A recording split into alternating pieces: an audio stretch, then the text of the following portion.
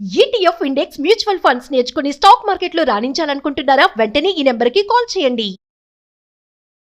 నమస్తే, welcome to Suman TV. ప్రస్తుతం మనతో పాటు ఉన్నారు ఫర్టిలిటీ స్పెషలిస్ట్ రేణుక మేడం. మీరంతా మాట్లాడదాము. ఈరోజు టాపిక్ ఏంటంటే 30 సంవత్సరాలు దాటాక పెళ్లి చేసుకుంటే వచ్చే ప్రాబ్లమ్స్ ఏంటి. చాలామంది మా కెరియర్ మేము డెవలప్ అవ్వాలి, కెరియర్లో సెటిల్ అయ్యాక మేము పెళ్లి చేసుకుంటాము, అప్పుడే పెళ్లి చేసుకోము అని చాలామంది అనుకుంటూ ఉంటారు కదా. అలాంటి వాళ్ళు 30-35 వరకు కూడా మ్యారేజ్ చేసుకునే వాళ్ళు చాలామందే ఉన్నారు, అమ్మాయిలే కానీ అబ్బాయిలే కానీ. మరి 30 ఇయర్స్ తర్వాత పెళ్లి చేసుకుంటే వచ్చే ప్రాబ్లమ్స్ ఏంటి, అసలు బెనిఫిట్స్ ఏంటి అనేది దీని గురించి మాట్లాడడానికి మేడం మనతో పాటు ఉన్నారు. మేడంతో మాట్లాడదాం. నమస్తే మ్యామ్. నమస్తే అండి. Renuka ma'am, marriage after 30 years అంటే 30 సంవత్సరాలు దాటాక పెళ్లి చేసుకుంటే సమస్యలు నిజంగానే ఉంటాయా? మ్యారేజ్ అనేది యాక్చువల్గా it's purely personal choice. So ఎప్పుడు మ్యారేజ్ చేసుకోవాలి, ఎవరిని మ్యారేజ్ చేసుకోవాలి అనేది it's a totally personal thing. So మనం ఇప్పుడు ఈ టాపిక్ గురించి డిస్కస్ చేస్తున్నామనంటే వీ నో దట్ ఏజ్ అనేది ఇంపార్టెంట్ మ్యారేజ్కి అనేది వీ నో. ఎస్. ఏజ్ ఎందుకు ఇంపార్టెంట్ అని అంటే దానికి 4 ఆస్పెక్ట్స్ ఉన్నాయి. ఒకటి emotional aspects, emotional stability. Second thing financial stability. Third thing societal norms, yes. సొసైటీలో ఉండే beliefs. Most important thing health. So ఈ 4 ఆస్పెక్ట్స్ వల్ల ఏజ్ అట్ మ్యారేజ్ అనేది ఇంపార్టెంట్. ఫస్ట్ దానికి వస్తే ఎమోషనల్ స్టెబిలిటీ. మనం మెచ్యూర్ అవుతున్న కొద్దీ ఆర్ మనం ఏజ్ పెరుగుతున్న కొద్దీ మన థింకింగ్ కూడా మారుతూ ఉంటుంది. సో మనం తీసుకునే డెసిషన్స్, మన కాన్ఫిడెన్స్, సో మనం ఇంపల్సివ్ డెసిషన్స్ తీసుకునే ఛాన్సెస్ తక్కువ ఉంటుంది. సో మెచ్యూర్డ్గా ఆలోచించడం వల్ల ప్రాపర్ జడ్జ్మెంట్ అనేది ఉంటుంది. మనం సెలెక్ట్ చేసుకునే పార్ట్నర్ని కూడా ప్రాపర్గా జడ్జ్ చేసుకోగలుగుతాము. అండ్ మనల్ని మనము అర్థం చేసుకుంటాం. యాజ్ వీ మెచ్యూర్, మనకి ఏం కావాలి, మనకి ఏంటి అవసరం, నేను హ్యాపీగా ఉండటానికి నాకు ఏమేమి రిక్వైర్మెంట్స్ ఉన్నాయి అనేది మెచ్యూరిటీ స్లోగా డెవలప్ అవుతూ ఉంటుంది. సో అందుకని మ్యారేజ్ అనేది ఈ ఏజ్లో చేసుకుంటే బెటర్గా ఉంటుంది అని లిమిట్ ఉంది, రేంజ్ ఉంది. Second thing financial stability. మనం పెరుగుతున్న కొద్దీ, ఏజ్ పెరుగుతున్న కొద్దీ మనకి ఫైనాన్షియల్ స్టెబిలిటీ కూడా పెరుగుతూ ఉంటుంది. కాన్ఫిడెన్స్ వస్తుంది దానివల్ల. సో కాన్ఫిడెన్స్ వల్ల కూడా మనము ఇంకా మన పార్ట్నర్ని బాగా చూస్ చేసుకుంటాం. సో దానివల్ల కూడా మనకి మ్యారేజ్ ఈ ఏజ్లో అయితే బెటర్గా ఉంటుంది అనేది మనకి ఎప్పటి నుంచో మన పెద్దవాళ్ళు కూడా చెప్తూ ఉంటారు, ఏ వయసులో అవ్వాల్సినది ఆ వయసులో అవ్వాలి అని. So third thing societal norms. ఇది చుట్టుపక్క నుంచి వచ్చే ప్రెషర్స్. చిన్న ఏజ్లో అన్న ఇబ్బందులు ఉంటాయి, ఓల్డ్ ఏజ్ పెరుగుతున్న కొద్దీ కూడా ప్రెషర్స్ పెరుగుతూ ఉంటాయి. సో వాళ్ళు సొసైటీ వాళ్ళు అంటే మనకేంటి అని అనే థాట్ వస్తుంది, కానీ ఒక పాయింట్లో సెల్ఫ్ డౌట్ అనేది వస్తుంది. సో అందరూ ప్రెషర్ చేస్తుంటే నేను నిజంగానే లేట్ చేసుకుంటున్నానా అనేది ఒకటి వస్తుంది. అన్నిటికంటే ఇంపార్టెంట్ హెల్త్. మనం ఏజ్ పెరుగుతున్న కొద్దీ మనము ఎంత మంచి లైఫ్ స్టైల్ ఫాలో అవుతున్నా, ఎంత జాగ్రత్తలు తీసుకుంటున్నా, న్యాచురల్ ఏజింగ్తో వచ్చే చేంజెస్ ఏవైతే ఉన్నాయో దాన్ని మనం కంప్లీట్గా అవాయిడ్ చేయలేం. సో హెల్త్ ఇష్యూస్ అనేవి వస్తూ ఉంటాయి. సో అందుకని ఏజ్ అనేది ఎప్పుడూ మైండ్లో పెట్టుకోవాలి మ్యారేజ్ అనేది ఆలోచించినప్పుడు. So right age for marriage అనేది మనకి మామూలుగా 23 to 28 ఇయర్స్. సో కొంచెం ఆ రేంజ్లో చేసుకుంటే ఏంటి అని అంటే మనం కరెక్ట్గా పార్ట్నర్ని చూస్ చేసుకోగలం, ఫైనాన్సెస్గా కూడా బాగుంటుంది, సొసైటీ ప్రెషర్స్ కూడా తక్కువ ఉంటాయి ఆ ఏజ్లో, అండ్ హెల్త్ కూడా సహకరిస్తుంది. అండ్ మ్యారేజ్ చేసుకున్న వెంటనే మనము ప్రెగ్నెన్సీ గురించి ఆలోచించాలి అనే తొందర కూడా ఉండదు. సో ఆ 23 to 30 ఇయర్స్ అనేది it's an ideal time for marriage, ఇవన్నీ కన్సిడర్ చేసుకుంటే. అలానే ఎర్లీ మ్యారేజ్ తోటి అన్ని డిసడ్వాంటేజెస్ ఉన్నాయా, లేట్ మ్యారేజ్ తోటి అన్ని డిసడ్వాంటేజెస్ ఉన్నాయా అని చెప్పడానికి లేదు. దీనివల్ల కొన్ని అడ్వాంటేజెస్ ఉన్నాయి, లేట్ మ్యారేజెస్కి కూడా కొన్ని అడ్వాంటేజెస్ ఉన్నాయి. లేట్ మ్యారేజ్ వరకు వస్తే లేట్ మ్యారేజ్ వల్ల వచ్చే అడ్వాంటేజెస్ ఏంటి అని అంటే first thing emotional stability. So మెంటల్గా బాగా మెచ్యూర్గా ఉంటారు, వాళ్ళకి ఏం కావాలి అనేది వాళ్ళకి కరెక్ట్గా తెలుసు కాబట్టి పార్ట్నర్ని బాగా చూస్ చేసుకోగలరు. చాలామందిని చూసి ఉంటారు, ఇంటరాక్ట్ అయ్యి ఉంటారు. సో వాళ్ళకి ఎవరు బాగా మ్యాచ్ అవుతారు, ఎవరి ఫ్రీక్వెన్సీ ఎలా ఉంది అనేది వాళ్ళు అర్థం చేసుకుని పార్ట్నర్ని బాగా చూస్ చేసుకోగలుగుతారు.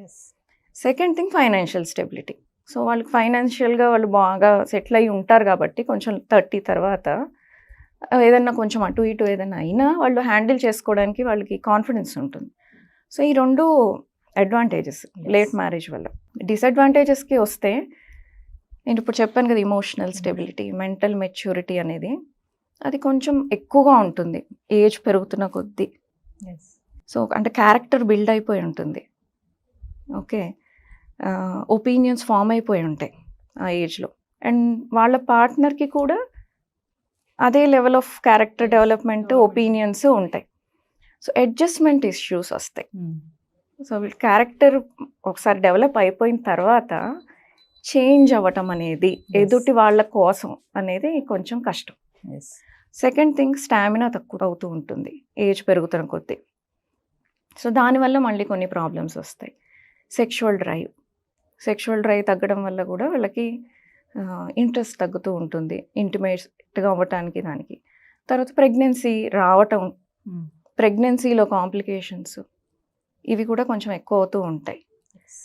ఇప్పుడు మేము కామన్గా చూస్తున్నది, పేషెంట్స్ వస్తూ ఉంటారు నా దగ్గరికి కొంతమంది 35 ఆ టైంలో డెలివరీ అవుతారు. డెలివరీ తర్వాత చెకప్స్కి వచ్చినప్పుడు నేను బేబీని చూసుకోలేకపోతున్నాను, నాకు ఓపిక ఉండట్లేదు, కొంచెం ఏడ్చినా నాకు చిరాకు వచ్చేస్తుంది అని they break down. So late marriage, late child birth, పిల్లల్ని చూసుకోవడానికి ఓపిక ఉండదు. ఇంకొంతమంది వస్తుంటారు పేషెంట్స్ లేట్ మ్యారేజ్ అయ్యి లేట్గా పిల్లలైన వాళ్ళు, పిల్లలు టీనేజ్ వచ్చే టైంకి మదర్స్కి మెనోపాజ్ చేంజెస్ స్టార్ట్ అయిపోతూ ఉంటాయి. సో ఈ teenage tantrums, menopause mood swings overlap అవుతాయి. సో పిల్లలు సఫర్ అవుతూ ఉంటారు, దానివల్ల మదర్స్ కూడా సఫర్ అవుతూ ఉంటారు. వాళ్ళ మధ్యలో ఫ్రిక్షన్, మిస్అండర్స్టాండింగ్స్ ఇవన్నీ వస్తూ ఉంటాయి. సో ఈ 2 అయితే నేను కామన్గా ఈ మధ్య చూస్తున్నాను. ఒకటి, పిల్లల్ని చూసుకోవడానికి ఇబ్బంది పడ్డం, ఏదో ప్రెగ్నెన్సీని ఏదో రకంగా ట్రీట్మెంట్ చేసుకుని ఐవీఎఫ్లు చేసుకుని వచ్చేస్తున్నాయి, కానీ వాళ్ళని పెంచడానికి చాలా ఓపిక కావాలి అనేది ఒకటి మైండ్లో పెట్టుకోవాలి. ఏజ్ ఫ్యాక్టర్ అక్కడ డిపెండ్స్ ఉంటుంది డెఫినెట్గా. ఇప్పుడు మనకి 20-25 ఇయర్స్లో ఉన్నంత ఓపిక 35-40కి ఉండదు కదా. డెఫినెట్గా స్టామినాలో డిఫరెన్స్ ఉంటుంది. సో దానివల్ల ఇబ్బంది పడుతున్నారు లేట్గా మ్యారేజ్ చేసుకున్న వాళ్ళు. ముఖ్యంగా చూసుకుంటే మేడం, లేట్ మ్యారేజెస్ వల్ల మహిళలు ఎదుర్కొనే సమస్యలు ఎలా ఉంటాయి, వాటికి టిప్స్ ఏమని చెప్తారా? ఇప్పుడు నేను ఇవన్నీ లిస్ట్ అవుట్ చేశాను కదా, డిసడ్వాంటేజెస్ ఏంటి అనేది. As already discussed, stamina issues main thing. ఒకటి, ఫర్టిలిటీ తగ్గడం, ఇదొకటి. స్టామినా అనేది బోత్ ఫిజికల్గాను మెంటల్గా కూడా స్ట్రెస్ తీసుకునే క్యాపబిలిటీ కూడా తగ్గుతూ ఉంటుంది. అది వర్కింగ్ ఉమెన్ వాళ్ళకి ఇంకా ఎక్కువ ఉంటుంది. సో ఇంట్లో చూసుకోవాలి, బయటకు వెళ్ళి చూసుకోవాలి, మళ్ళీ ఇంటికి వచ్చిన తర్వాత రెస్ట్ ఉండదు. సో వాళ్ళకి లెట్అవుట్స్ ఉండవు. సో చివరికి ఏమవుతుందనంటే ఆ లెట్అవుట్స్ ఏదర్ పార్ట్నర్ అన్న అవుతారు, లేకపోతే పిల్లలన్నా అవుతారు. సో అది మెయిన్. సో సైకలాజికల్గా కూడా ఉమెన్తో పాటు మొత్తం ఫ్యామిలీ కూడా ఇంపాక్ట్ తీసుకోవాల్సి వస్తుంది. సో అది ప్రెగ్నెన్సీ రిలేటెడ్ ఉంటాయి. సో ప్రెగ్నెన్సీ రావడానికి ఇబ్బంది పడతారు. వచ్చిన ప్రెగ్నెన్సీస్ మిస్క్యారేజెస్ అవ్వడము, అబ్నార్మల్గా ఉండటము, జెనెటిక్గా కానివ్వండి, ఇంకే రకంగా కానివ్వండి, లేదు అంటే ఓల్డ్ ఏజ్లో ప్రెగ్నెన్సీస్ రావడం వల్ల బీపీలు, షుగర్లు, ఆ ఫిట్నెస్ లేకపోవడం, ఎస్పెషల్లీ లైఫ్ స్టైల్ సరిగ్గా లేనప్పుడు. కరెక్ట్ లైఫ్ స్టైల్లో ఉంటే కొంతవరకు అవాయిడ్ చేయొచ్చు, కానీ లైఫ్ స్టైల్ సరిగ్గా లేకపోతే మాత్రం ఈ ఆస్పెక్ట్స్లో బాగా ఇబ్బంది పడతారు. అలాగే వెయిట్ ఇష్యూస్ ఉన్న వాళ్ళు కూడా బాగా ఇబ్బంది పడతారు ఈ ప్రెగ్నెన్సీ టైంలో. సో డెలివరీ ప్రాసెస్ని, అంటే ఒక ఎంగేజ్లో ఉన్నప్పుడు వాళ్ళు నార్మల్ డెలివరీకి వాళ్ళ బాడీ ఎలా సహకరిస్తుందో ఏజ్ పెరుగుతున్నప్పుడు అంత సహకరించకపోవచ్చు. సో సిజేరియన్స్ పెరగటము, అండ్ మళ్ళీ పిల్లల్ని పెంచుకునేటప్పుడు ఫీడింగ్ ఇవ్వడం దగ్గర నుంచి వాళ్ళకి స్కూల్స్కి పంపించడం, చదువులు చెప్పించుకోవడం, అవన్నీ కూడా ప్రాసెస్ ఎఫెక్ట్ అవుతుంది. సో కరెక్ట్ ఏజ్ అంటే 23 to 30 ఆ ఏజ్లో బెస్ట్ టైం. దాని తర్వాత we can't say it's too late అని ఏం చెప్పలేము. కాకపోతే ఏంటి అని అంటే మెంటల్గా ప్రిపేర్ అయ్యి ఉండాలి. సో మ్యారేజ్ నేను ఈ ఏజ్కి చేసుకుంటాను అని అనుకున్నప్పుడు దానివల్ల వచ్చే అడ్వాంటేజెస్ ఏంటి, డిసడ్వాంటేజెస్ ఏంటి అనేది తెలుసుకోవాలి ఫస్ట్. అది చిన్న ఏజ్లో బిఫోర్ 23 అయినా ఆ క్వశ్చన్ మనల్ని మనం అడగకోవాలి. తర్వాత అయినా first we should ask hour cells, మనకి దీనివల్ల వచ్చే పాజిటివ్స్ ఏంటి, నెగిటివ్స్ ఏంటి. పాజిటివ్స్ వల్ల ప్రాబ్లం లేదు. ఎస్. కానీ చాలా మంది అంటారు కదండి, ఒకటే సమస్య చెప్తారు, లేట్ గా పెళ్లి చేసుకోవడంలో పిల్లలు పుట్టరు టైం కంటారు. కానీ మీరు చెప్పినట్టు చూస్తే అది పక్కన పెడితే చాలానే లిస్ట్ ఉంది. లేట్ గా పెళ్లి చేసుకోవడం వల్ల డిసడ్వాంటేజెస్ చాలానే ఉన్నాయి. పిల్లలు అనేది ఒక పెద్ద సమస్య, అది కాదు సమస్య, మిగతావి చాలా ఉన్నాయి. బట్ కరెక్ట్ ఏజ్ అంటే 23 to 30 అనేది correct age. Thank you ma'am.